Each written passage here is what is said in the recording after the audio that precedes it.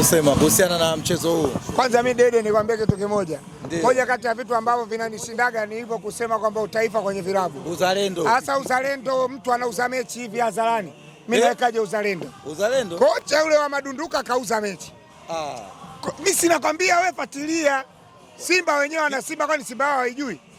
Kitu gani ambacho unasema kauza mechi? Wana Simba wenye Simba yao haijui. Yule kocha Madunduka kauza mechi shekhe. Kauza. Kachukua mlungula kwa sababu kashajiona yeye kamkumbe wa mwisho. Kwa hiyo akajiona kabisa okote hela yake mapo wa South Africa na watu wakuamini shehe. Kachukua hela yake, kaeka kwa panic, anawatesa watu. Kwa sababu wewe angalia Madunduka leo alivyokuwa anacheza. Fullback wa kushoto. Yaani kweli ndio una Kibabage. Una Kamara ndo anaanza mligo. Nenda kule sio aula yule ulika kacheza na mtiko na nane kuonyesha anasiba kidogo ana kamorali. Kaenda kamweka benchi.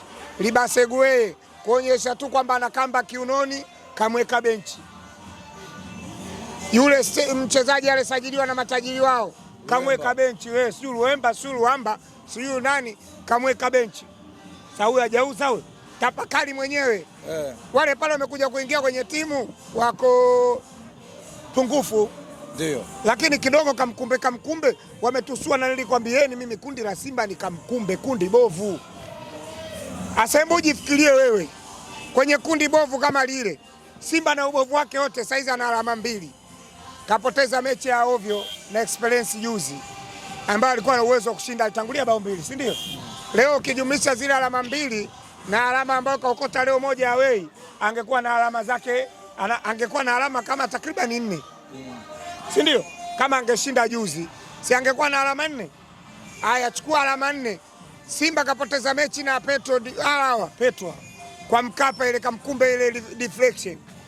Ile mechi katika Simba mechi atakiwa ashinde ni ile ya nyumbani. Kundi la Simba lilikuwa jepesi, lakini angalia na wepesi wake. Hawa viraza hawa Simba na wale viraza Petro. Matokeo yake yanaonekana Simba leo hata akipewa pointi za bure ndio tufanye kwa Mkapa wasicheze. Bado Simba ni wa mwisho kwenye kundi. Yaani ni hasara kwa sababu watano wajuu yake ana 6. Wajuu wote wana 6. Huyu wote wana 6, wajuu yake wote wana 6. Kwa Simba hata akipewa sio lazima ashinde. Yaani haina haja hata mashabiki wa Simba waliokopo Mbezi waende kwa Mkapa. Haina haja. Simba hata akishinda akigewa pointi bure akifungwa hawezi kumkuta wa nafasi ya 3. Kwa hiyo Simba na mimi ninavyomuona mimi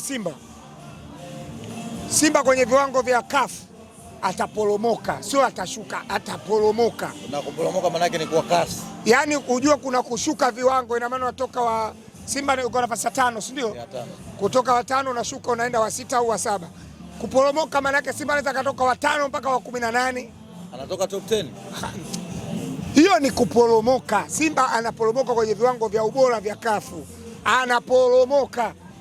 Kwa sababu ukisha kuwa wa mwisho kwenye kundi, wewe unapata alama 5. Sasa ukipata alama 5, tukikuzidishia pale Simba ana pointi ngapi? Ana pointi kwenye alama za kafu ana pointi 33. Jumlisha 5 si anakuwa na 38.